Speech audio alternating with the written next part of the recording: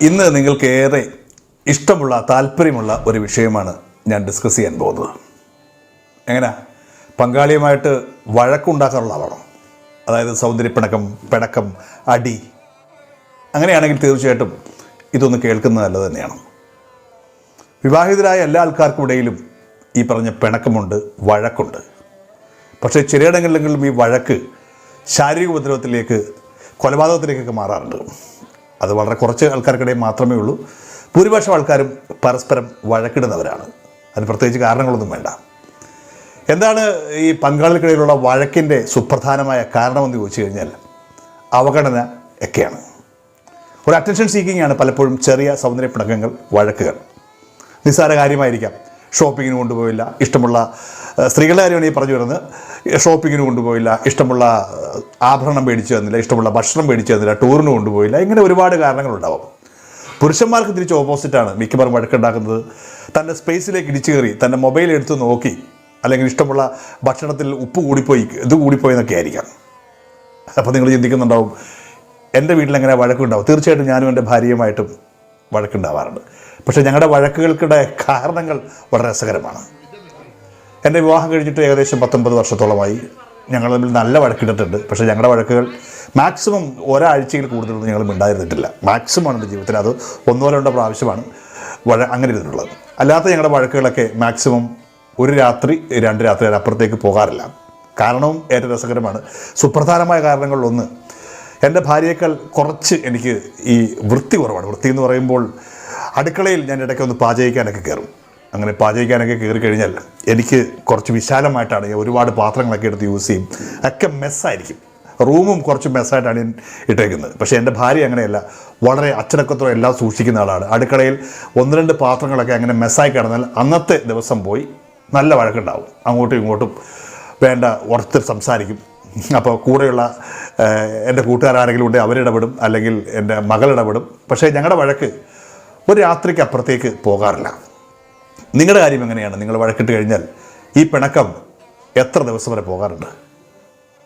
3-4 മണിക്കൂറുകൾ, 1 ദിനം, 2 ദിനം, 3 ദിനം, എങ്ങനെയാണെന്നൊന്ന് ചിന്തിക്കുക. എൻ്റെ അഭിപ്രായത്തിൽ നിങ്ങളുടെ വഴക്ക് ഒരു രാവിനപ്പുറത്തേക്ക് പോകരുത്. വളരെ ആരോഗ്യകരമായ വഴക്കുകളൊക്കെ ഒരു ദിനത്തിനപ്പുറത്തേക്ക് പോകാൻ പാടില്ല. ഏറ്റവും രസകരമായൊരു കാര്യം, ഏറ്റവും നോർമലായിട്ടുള്ള ഒരു സൗന്ദര്യ പിണക്കം, ഒരു ഭാര്യ ഭർത്ത പിണക്കം, വഴക്ക് അത്യാവശ്യം ഒരു നല്ല ഹെൽത്തി സെക്സിലാണ് അവസാനിക്കുക. 2 പേരും വഴക്കിട്ട് മിണ്ടാണ്ടിരിക്കുന്നു. വഴക്കിട്ടയാൾ അങ്ങോട്ട് ചെന്ന് പിണക്കം മാറ്റാൻ ശ്രമിച്ചു കഴിഞ്ഞാൽ, പ്രത്യേകിച്ച് ഭാര്യയാണെങ്കിൽ, പെട്ടെന്ന് തന്നെ ആ പിണക്കത്തിന് ഒരു സ്നേഹത്തിൻ്റെ അളവ് കൂടുകയും അത് പ്രണയത്തിലായി, ഇഷ്ടത്തിലായി, സംഭാഷണത്തിലായി, പരസ്പരം മാപ്പ് പറച്ചിലായി, പോട്ടടി അല്ലെങ്കിൽ പോട്ടി കേട്ട എന്ന് പറയുന്നിടത്ത് ഒരു കെട്ടിപ്പിടുത്തം, ഒരു ചുംബനം, അത് മനോഹരമായൊരു സെക്സിൽ അവസാനിക്കാറുണ്ട്. എന്നാൽ ചിലയിടങ്ങളിലെങ്കിലും ഈ വഴക്ക് വളരെ പതുക്കെ മുന്നോട്ട് പോകും. പ്രത്യേകിച്ച് വഴക്കിൻ്റെ കാരണങ്ങൾ ഞാനീ പറഞ്ഞ നിസ്സാര കാര്യങ്ങളല്ല. പരസ്ത്രീ ബന്ധം, പരപുരുഷ ബന്ധം, അല്ലെങ്കിൽ മദ്യം, സാമ്പത്തിക ഇടപാടുകൾ, ഫാമിലിയുടെ ഇടപെടലുകൾ, ഇത്തരത്തിലുള്ള പിണക്കങ്ങൾ പരസ്പരം ഉണ്ടായിക്കഴിഞ്ഞാൽ അത് 1-2 ദിവസം കൊണ്ടോ ആ വഴക്കുകൾ തീരില്ല. പതുക്കെ ആർഗ്യുമെൻറ്റ്സുകൾ കൂടിക്കൊണ്ടിരിക്കും. ഞാനാണ് ശരി, നീയാണ് തെറ്റ് എന്നുള്ള ഒരു ആർഗ്യുമെൻറ്റുകൾ വന്നുകൊണ്ടേയിരിക്കും. ഇത് 1-2 ദിവസം വലിയ ഉച്ചത്തിലേക്ക് ഈ വഴക്കുകൾ മാറും. പരസ്പരം കുറച്ച് ദിവസം മിണ്ടാതെയാകും. ഇങ്ങനെ മിണ്ടാതായി കഴിയുമ്പോൾ പരസ്പരം നിങ്ങൾ പോലും അറിയാം, നിങ്ങൾക്കിടയിൽ അറ്റാച്ച്മെൻറ്റ് എന്ന വാക്ക് മാറി ഡിറ്റാച്ച്മെൻറ്റ് എന്നൊരു സംഭവം ഉടലെടുക്കും. ചിലപ്പോൾ ഇണ ഒട്ടും മിണ്ടാതിരുന്നാലും മൈൻഡ് ചെയ്യാത്ത അവസ്ഥയാവും. 2 മുറികളിൽ കിടപ്പാകും. ഈ സമയങ്ങളിലാണ് ചില പ്രത്യേക കൂട്ടുകെട്ടുകൾ, ഈ ഒരു ഗ്യാപ്പ് ഫില്ല് ചെയ്യാൻ വേണ്ടി ചില കൂട്ടുകൾ നമ്മുടെ ഇടയിലേക്ക് വരാം. അത് സ്ത്രീയാകാം, പുരുഷനാകാം, സുപ്രധാനമായും മദ്യമാകാം, ചില ഫ്രണ്ട്ഷിപ്പുകളാകാം, ചീട്ടുകളിയാകാം, ചില പ്രത്യേകതരം ഗെയിമുകളാകാം. ഇതിലേക്കൊക്കെ പതുക്കെ പുരുഷനോ സ്ത്രീയോ ചെന്നപ്പെടും. കൂടുതലും പുരുഷന്മാരാണ് ഇത്തരം കളികളിലേക്ക് ചെന്നപ്പെടുക. കാരണം കുറച്ച് സ്പേസ് കിട്ടുന്ന സമയമാണ്. ഭാര്യയുടെ ശല്യമൊന്നുമില്ല, ഭാര്യയുടെ അനക്കമൊന്നുമില്ല എന്ന് കാണുമ്പോൾ ഇത് യൂട്ടിലൈസ് ചെയ്യാൻ വേണ്ടി ശ്രമിക്കും. സ്ത്രീകൾ അങ്ങനെയല്ല. സ്ത്രീകൾ വളരെ പെട്ടെന്ന് തന്നെ വഴക്ക് തീർക്കാൻ ശ്രമിക്കുന്നവരാണ്. ചില പുരുഷന്മാർ തിരിച്ചുകൊണ്ട് പെട്ടെന്ന് വഴക്ക് തീർക്കാൻ ശ്രമിക്കും. പക്ഷേ ഈ വിഷയങ്ങൾ, പ്രത്യേകിച്ച് സ്ത്രീ പുരുഷ ബന്ധം, പരസ്ത്രീ ബന്ധം, അവിഹിതം, അല്ലെങ്കിൽ മദ്യം, എല്ലാ ദിവസങ്ങളിലും മദ്യം കഴിക്കുന്ന വീടുകളിലൊക്കെ സുപ്രധാനമായിട്ടും പ്രശ്നങ്ങൾ കൂടിക്കൊണ്ടേയിരിക്കും. ഇത് 1-2 ദിവസങ്ങളുള്ളൊരു പ്രോസസ്സല്ല. വളരെ പതുക്കെയാണ് ഈ അറ്റാച്ച്മെൻറ്റ് ഡിറ്റാച്ച്മെൻ്റ് ആയിട്ട് മാറുക.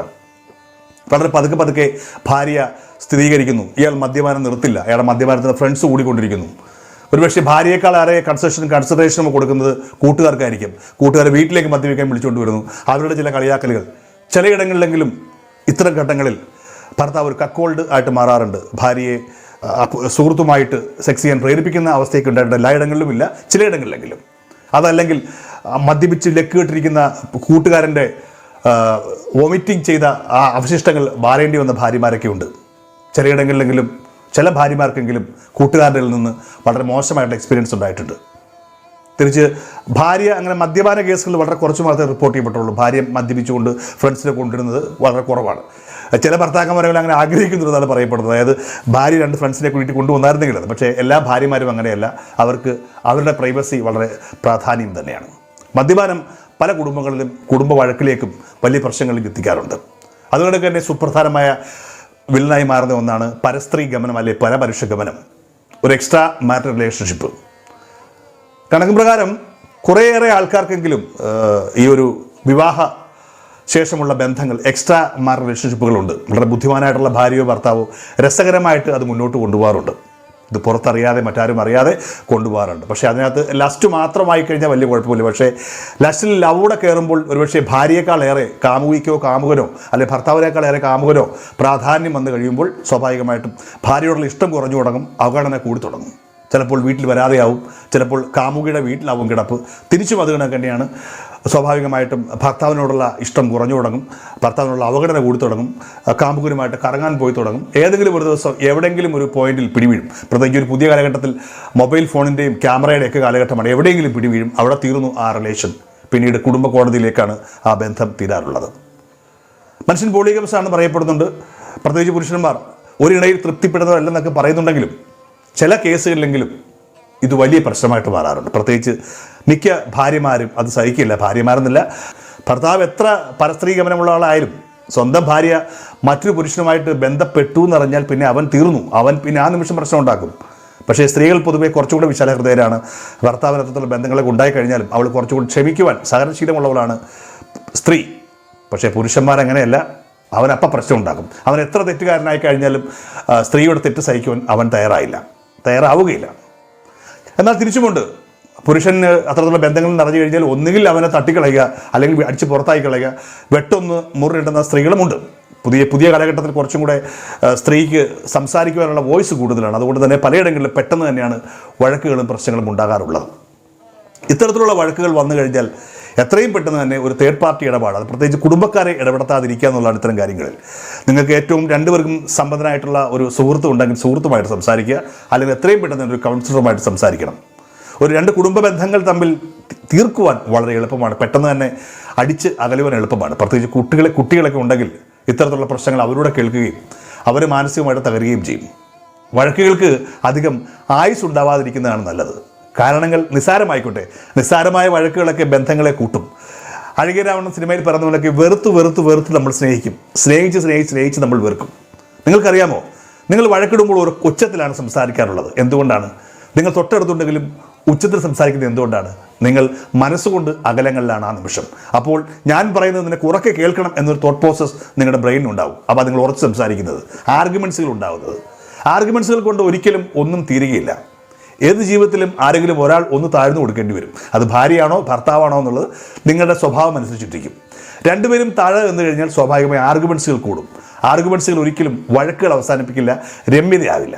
വളരെ പതുക്കെ നിങ്ങൾക്കിടയിൽ നിങ്ങൾ പോലും അറിയാതെ നേരത്തെ പറഞ്ഞ ഡിറ്റാച്ച്മെൻറ്റ് വർക്കൗട്ടാവും. പിന്നീട് നിങ്ങളുടെ ജീവിതത്തിൽ നിസ്സംഗതയാവും. രണ്ടുപേരും 2 മുറികളിൽ കിടപ്പാവും. 2 തരം ബന്ധങ്ങളുണ്ടാവും. ചില ആൾക്കാർ ചിലപ്പോൾ നേരെ പോകുന്നത് ഭക്തിയിലേക്കായിരിക്കാം. ചില പുരുഷന്മാർ മറ്റ് സ്ത്രീ ബന്ധങ്ങളിലേക്ക് അല്ലെങ്കിൽ മദ്യപാനത്തിലേക്കാവും പോവുക. അങ്ങനെ പതുക്കെ ഈ നിസ്സംഗത കൂടി തുടങ്ങും. ഇനിയിപ്പോൾ ഒരാൾ എന്തെങ്കിലും സംഭവിച്ചു കഴിഞ്ഞാൽ പോലും ഹാപ്പി ആവുന്ന അവസ്ഥയിലേക്ക് എത്തും. അവൻ മരിച്ചാൽ എനിക്കെന്ത്, അവൾ മരിച്ചാൽ എനിക്കെന്ത് എന്ന ചിന്തയിലേക്ക് എത്തും. ഇത്തരം ബന്ധങ്ങളിലാണ് എത്രയും പെട്ടെന്ന് വിള്ളലുകൾ ഉണ്ടാവുക. ഒരുപാട് ബന്ധങ്ങൾ ഇപ്പോഴും കുടുംബ കോടതികളിൽ എത്താതെ തന്നെ ഇങ്ങനെ 2 ധ്രുവത്തിൽ കഴിഞ്ഞു പോകുന്നവരുണ്ട്. ഒരു വീട്ടിൽ തന്നെയുണ്ട് പരസ്പരം സംസാരിക്കാത്ത കുറേയേറെ ഭാര്യ ഭർത്താക്കന്മാർ. എൻ്റെ അടുത്തേക്ക് ഇത്തരം ആൾക്കാർ വന്നിട്ടുണ്ട്. ഞാൻ ഞെട്ടിപ്പോയിട്ടുണ്ട്.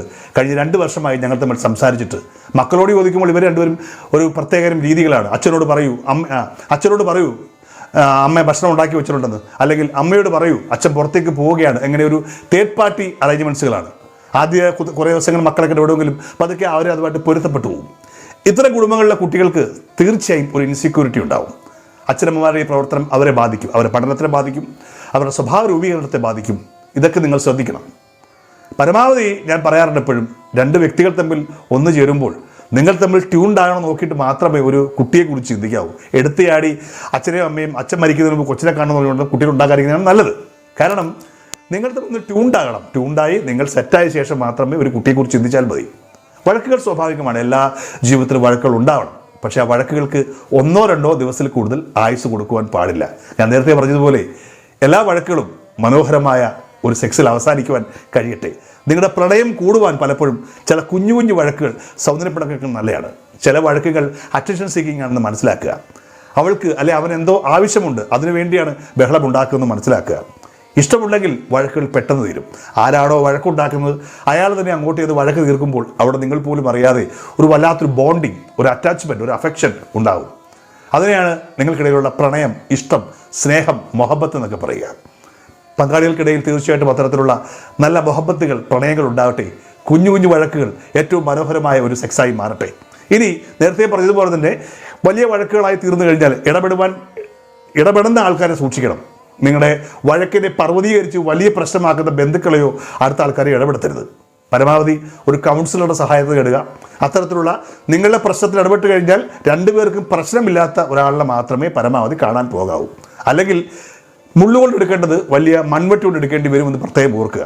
ഈ ചില മീഡിയേറ്റേഴ്സൊക്കെ വലിയ പ്രശ്നക്കാരാണ്. പ്രത്യേകിച്ച് ഒരു കാരണവശാലും വൈകാരികമായിട്ട് എടുക്കുക. നിങ്ങളുടെ അച്ഛൻ, അമ്മ, സഹോദരൻ, സഹോദരി ഇവരെയൊന്നും നിങ്ങളുടെ കുടുംബ വഴക്കിൽ ഇടപെടുത്താതിരിക്കുക. എന്തായാലും ഇതൊരു വലിയ വിഷയമാണ്, ഒരുപാട് സംസാരിക്കേണ്ട വിഷയമാണ്. ഇനി ഇത്തരത്തിലുള്ള കാര്യങ്ങളൊക്കെ ഉണ്ടെങ്കിൽ തീർച്ചയായിട്ടും നിങ്ങൾക്ക് കുടുംബമായിട്ട് ഞാനുമായിട്ട് കൺസൾട്ട് ചെയ്യാം, അതല്ലെങ്കിൽ ഓൺലൈനിൽ സംസാരിക്കാം. എല്ലാ വഴക്കുകളും തീർന്ന് ഞാൻ നേരത്തെ പറഞ്ഞ മനോഹരമായ ഒരു ഇണചേരലിലേക്ക് തീരട്ടെ. Wish you all the best.